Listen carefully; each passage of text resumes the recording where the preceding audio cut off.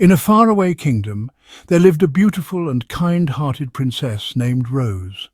Princess Rose was beloved by all, for not only was she fair and graceful, but she also had a magical connection to a golden bird that brought joy and peace to the entire kingdom.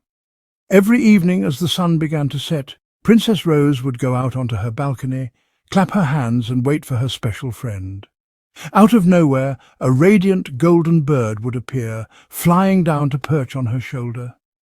With the bird by her side, Princess Rose's hair began to shine with a brilliant red glow, as though she wore a crown of flames.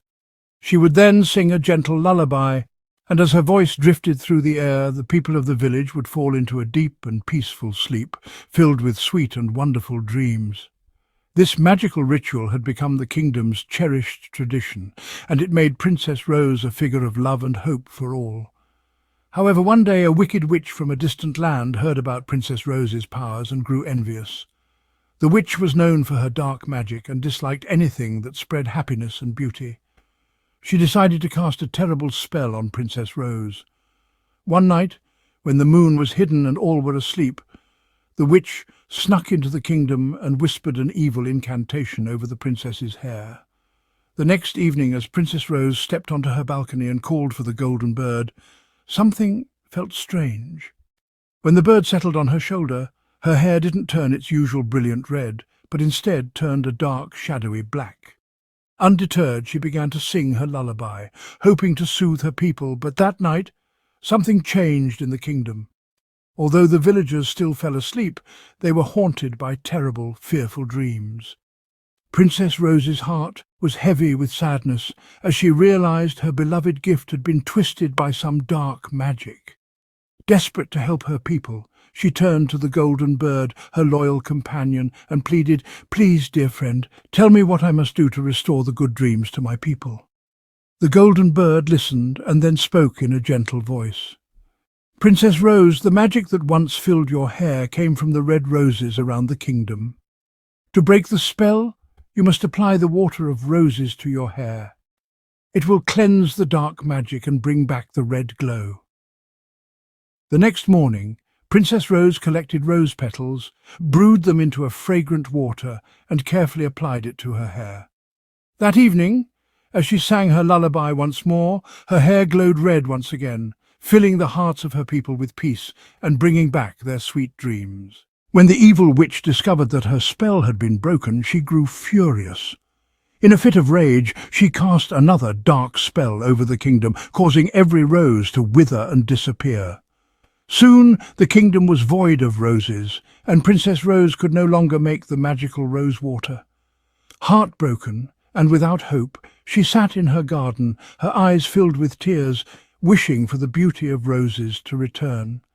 Just then, a young prince from a neighbouring kingdom appeared. He had heard stories of Princess Rose and her kindness, and had travelled far to meet her. When he saw her sadness, he approached and gently asked, "Princess Rose, why do you weep?" The princess explained the witch's curse and the loss of the roses. The prince listened carefully and then, with a smile, revealed a gift he had brought with him. From his pocket he pulled a single strand of red hair tied like a keepsake. "Long ago, princess," he said, "you gave me this strand as a token of friendship and loyalty. I kept it with me, hoping to one day return it to you." The princess took the strand, touched by his thoughtfulness. As a tear fell upon the red strand, a miraculous transformation occurred. The hair turned into a fresh, vibrant rose. With hope restored, Princess Rose plucked its petals, made a fresh rosewater elixir, and once again applied it to her hair. That evening her hair glowed brighter than ever, filling the village with joy and peaceful dreams.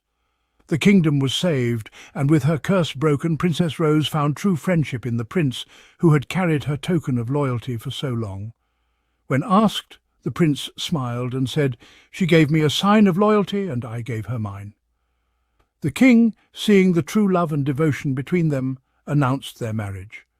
On their wedding day, roses once again bloomed throughout the kingdom, bringing colour and fragrance to every corner.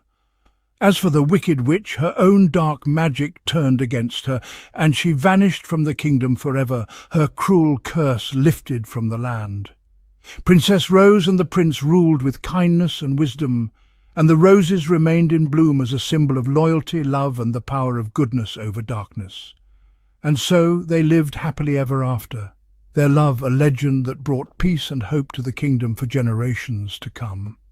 Moral of the story: true love and loyalty can overcome even the darkest of spells, and kindness will always triumph over envy and hate.